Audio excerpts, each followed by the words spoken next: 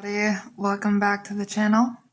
This video is going to be pretty long because I have a few things I want to go over. So we're going to start with stargates of consciousness, quantum leaping, portal jumps, and the astrological history of ET beings. Before we get started, I'd appreciate it if you subscribe, like, comment, and share if you dare, because the algorithm, fuck the algorithm, right? So, it's like that, the song by The Kills called Fuck the People. Fuck the people. Alright.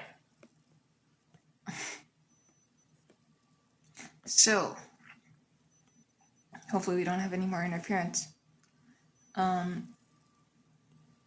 Well, there is a moment, usually around 3 a.m., when the veil between worlds feels thin enough to breathe through.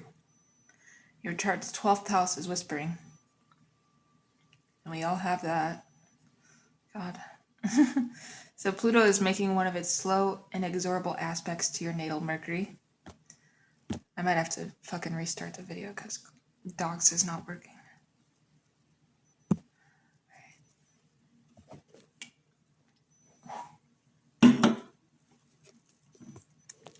Bear with me, ladies and gentlemen. So, right here. I was saying, Pluto is making one of its slow, inexorable aspects to your natal Mercury. And suddenly, the life you thought you were living splits like a cell dividing, and you find yourself somewhere else. Not physically, perhaps, but ontologically. The rules have changed, the timeline you were on has forked, and you chose the left-hand path without ever moving your feet. Welcome to the intersection where astrology meets quantum leaping, where portal jumps are not science fiction but spiritual technology, and where the history of ET life is written not in fossils, but in the fixed stars, the nodal axes, and the encoded memory of a cosmos that has never been empty.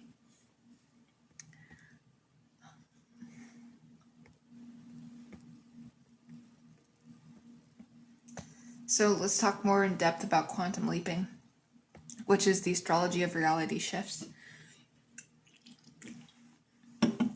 So we don't get confused, of course I'm breaking it down for you guys. And whatnot. So, quantum leaping is the idea that consciousness can shift between parallel timelines or probable realities. It has moved from the margins of physics into the lexicon of spiritual seekers. But what is often missed is that these leaps are not random. They are timed. They are astrological. So in the quantum view, every moment is a superposition of infinite potential realities. Collapse into one timeline occurs through observation, through consciousness. Astrology in this framework is not a system of prediction, but a map of collapse probabilities. When Uranus squares your sun, the structural integrity of your current timeline becomes unstable. You are primed for a quantum leap. When Pluto conjuncts your ascendant, the version of you that was clinging to an old identity dissolves, and you find yourself on a world line that just a month earlier was invisible to you.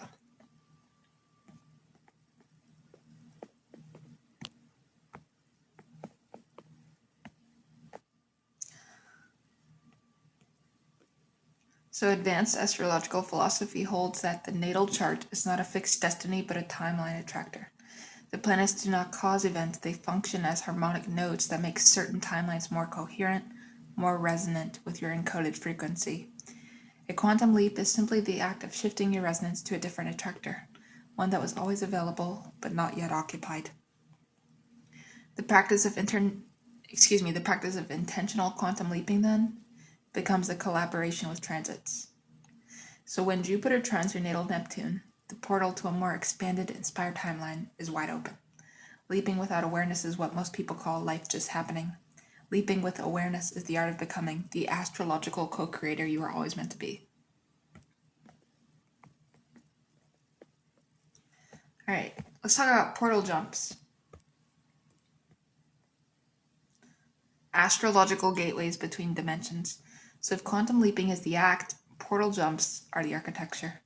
A portal, in astrological terms, is any configuration that compresses space-time and allows consciousness to pass between dimensions without traversing the intervening distance. Some portals are temporal. Eclipse seasons, for example, are classic portals. A solar eclipse is a sudden darkening of the conscious self, the sun, at a specific degree, creating a tear in the fabric of ordinary reality. What you do in the days surrounding an eclipse, especially when it touches personal planets, can determine which timeline you emerge from. The ancients knew this. They treated eclipses with the gravity of world-altering events because they understood that portals were opening.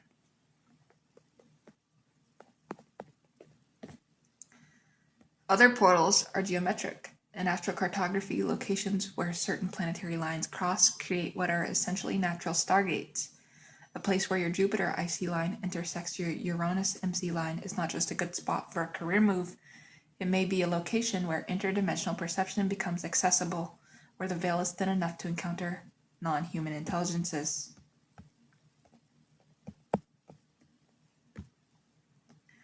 Then there are the fixed stars. This is where the ET dimension becomes explicit. Stars like Sirius, Alcyone, and the Pleiades and Antares have long been understood in esoteric astrology as portals, transmission points for stellar intelligences. When a planet or angle conjoins one of these stars, the individual becomes a receiver for frequencies that are not native to the solar system. The history of contact from an astrological perspective is the history of these stellar alignments aligning with human consciousness.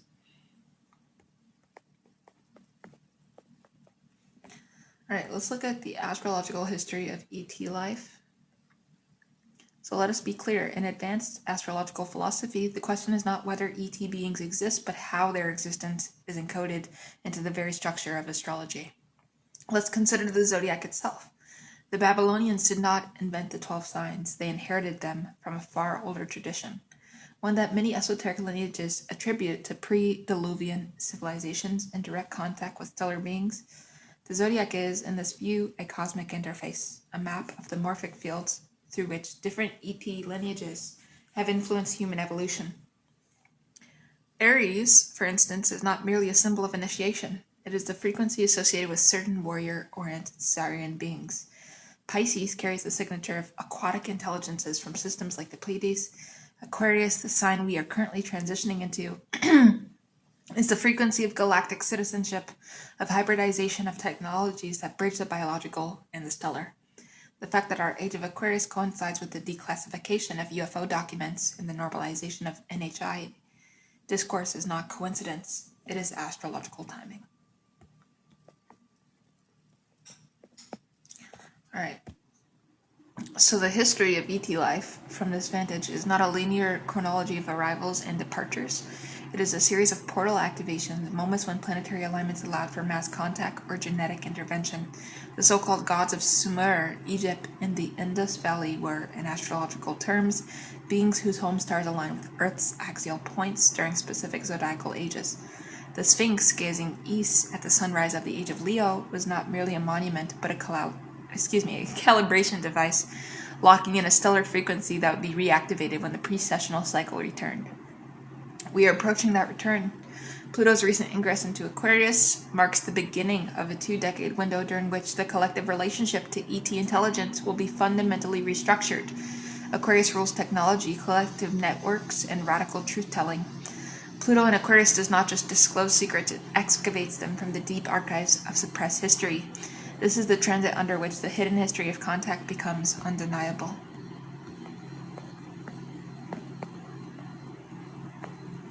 Quantum leaping into stellar citizenship. If astrology is the language of cosmic resonance, and quantum leaping is the technology of timeline navigation, and portals are the gateways through which we engage with non-human intelligences, then the synthesis is clear. We are being prepared for a shift in identity from human to stellar human. The beings we call ETs are not out there in the conventional sense. Many of them exist in dimensions that interpenetrate our own, accessible when our consciousness is tuned to the right astrological frequencies. The history of abduction experiences, contactee narratives, and mystical encounters with star people correlates consistently with specific planetary transits. Uranus in aspect to the moon, Neptune in the 8th house, the nodal axes crossing the fixed stars of the Pleiades or Orion. To engage with this reality is to accept that the boundaries between self and cosmos are permeable. The quantum leap that awaits humanity is not merely a technological one, it is a leap into the awareness that we have always been part of a galactic community. Our charts are not just personal maps, they are galactic coordinates showing us where our soul originated, which star systems we have lineage with, and which portals we are meant to cross in this lifetime.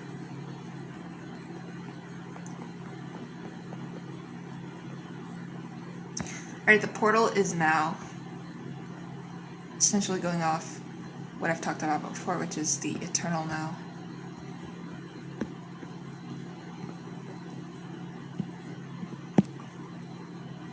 Alright, you're reading this or viewing this video at a specific astrological moment.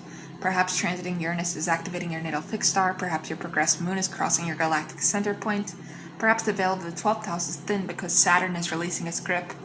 Whatever the configuration, the invitation is the same. You are being offered a quantum leap. The timeline where humanity remains isolated, amnesiac, and confined to the single planet is collapsing. The timeline where we remember our stellar origins, where portal jumps become as ordinary as international travel, where we meet our cosmic counterparts not with fear, but with the recognition of long-separated family, the timeline is becoming coherent. The history of ET life, written in the stars and decoded through astrology, is not a history of the past, it is a prophecy of the near future. The portals are opening, the leaps are accelerating, and the only question is, which version of yourself will step through? The stars are not above you, they are within you, waiting for you to remember that you are not a resident of this planet, but a citizen of a galaxy, navigating a single, beautiful, precarious, world-changing incarnation. You choose to leap. Alright?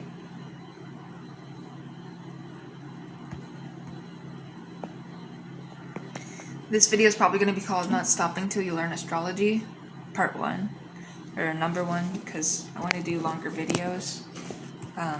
That's my goal for this channel. This is celestial cartography and advanced exploration of astrology and geography. So we'll begin here. It's kind of like just an essay on astrology and geography, or cartography, if you will.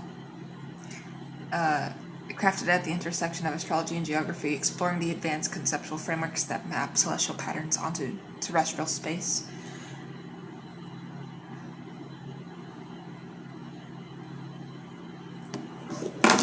So to the casual observer, astrology is the art of interpreting planetary positions at the moment of birth, while geography is the empirical science of Earth's physical and human landscapes. Yet beneath these surface distinctions lies a profound, often overlooked symbiosis, the belief that the heavens and the earth are not separate domains, but a single coherent system of correspondences.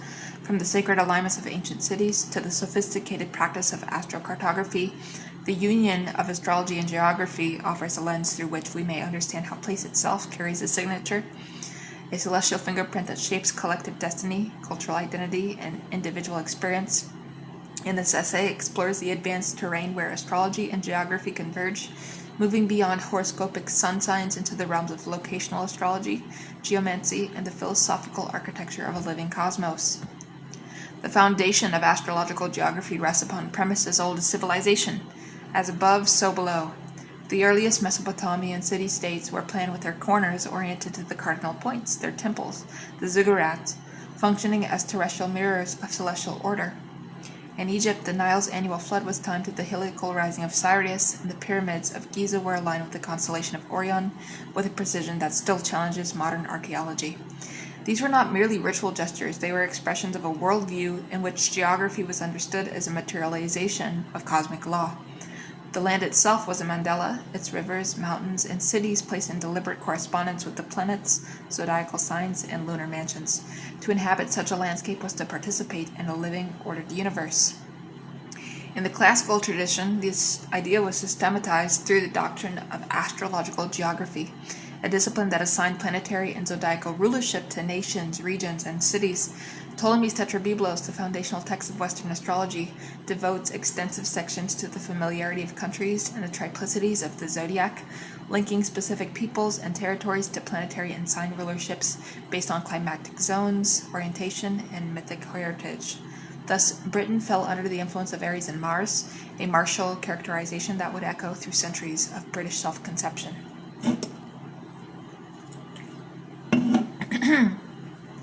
Italy was under Leo in the sun, a regal and artistic signature, and Egypt remained under the rulership of Saturn in Scorpio, reflecting its ancient, mysterious, and death-haunted landscape.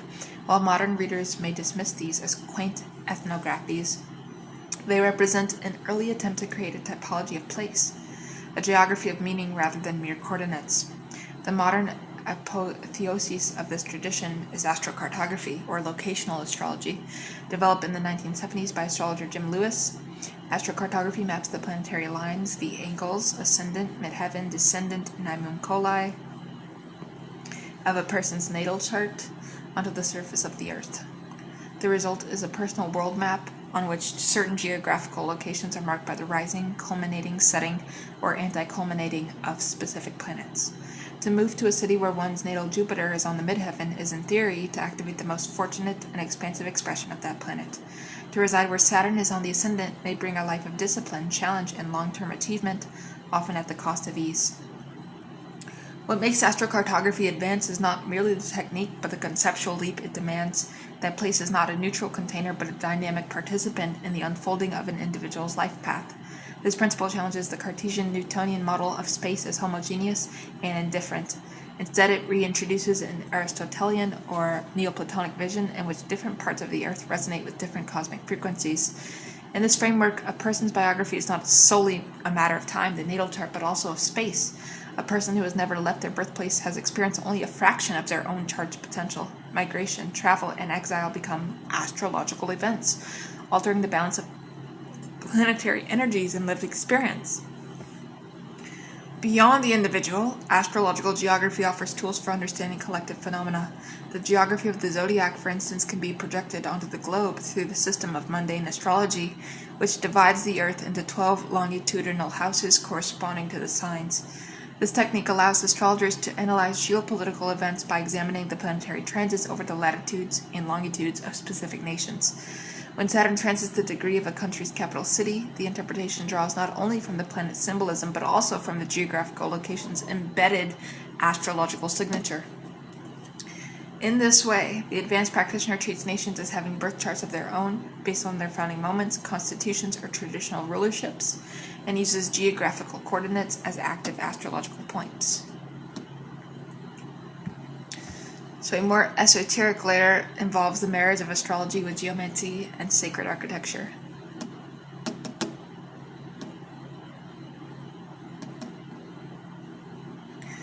The tradition of placing cities, cathedrals, and temples according to astrological alignments persisted in Europe through the Renaissance and into the Baroque era. The orientation of a church's apse to the rising sun on the feast day of its patron saint, or the foundation of a city at an astrologically elected moment, were practices that embedded celestial intention into the very geometry of place. In advanced astrological geography, these intentional structures are understood as creating power centers that amplify specific planetary energies, functioning as acupuncture points on the body of the Earth. The ley lines and energy grids of geometric tradition are thus correlated with the planetary nodes and aspects, suggesting a global network of celestial terrestrial resonance. The contemporary frontier of astrological geography lies in its integration with ecological consciousness. As the environmental crisis deepens, a small but growing movement of astrologers, geographers, and deep ecologists is reviving the notion that the Earth is a living being, Gaia, whose health can be read through planetary alignments. The concept of astroecology applies the principle of astrological timing to ecological restoration. Planting forests under favorable lunations, setting regenerative agriculture projects on land whose astrological signature aligns with fertility, and interpreting climate patterns through the lens of long-term planetary cycles. While such ideas remain outside mainstream science, they represent a sophisticated attempt to heal the Cartesian split between mind and matter, subject and object, heaven and earth. To engage with advanced astrological geography is to accept a radical epistemological shift, right? It requires moving from a model of geography as a collection of objective facts, altitude, population, GDP, to a model of geography as a field of qualitative, symbolic, and experiential meaning. It asks us to consider that the reason a particular city feels oppressive or exhilarating may not be reducible to climate or culture alone, but may be a function of which planets are angular there. It suggests that the wanderlust that drives a person to cross oceans may be at its root an astrological impulse, a seeking of the planetary lines that remain unexpressed in the homeland. Critics will rightly note that such frameworks are unverifiable by empirical methods, that they rest on correlational thinking and ancient cosmological models long superseded by heliocentrism. Yet the value of astrological geography does not lie in its testability, but in its capacity to restore a sense of intimacy and meaning to the spaces we inhabit. In an age of, globalized placelessness, where one airport lounge feels much like another, the idea that each location carries a unique celestial signature it re-enchants the world. It provides language for the deep, pre-rational sense that we are not merely in a place, but are in relationship with it. So, ultimately, advanced astrology geography is a discipline of correspondence. It holds that the same archetypal principles that pattern the heavens also pattern the earth, and that the two are reflected in the lives of individuals and civilizations. To draw a line on a map in this view is to trace a planetary aspect. To cross a border is to enter a new zodiacal sign. The earth becomes a vast horoscope, and every journey becomes a dialogue between the soul's innate configuration and the geography that awaits it. In this synthesis, geography is no longer a mere physical science, but a sacred art, a cartography of the spirit written in the enduring grammar of stars and stone.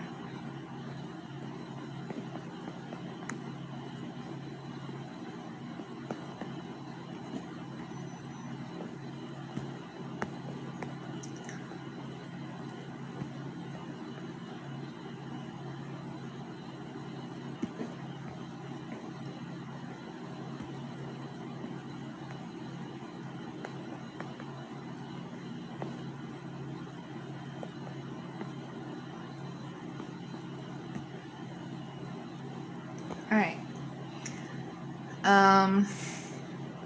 Now I want to look at some more celebrity charts more in detail, which I've done in like 2 other videos, I'm pretty sure.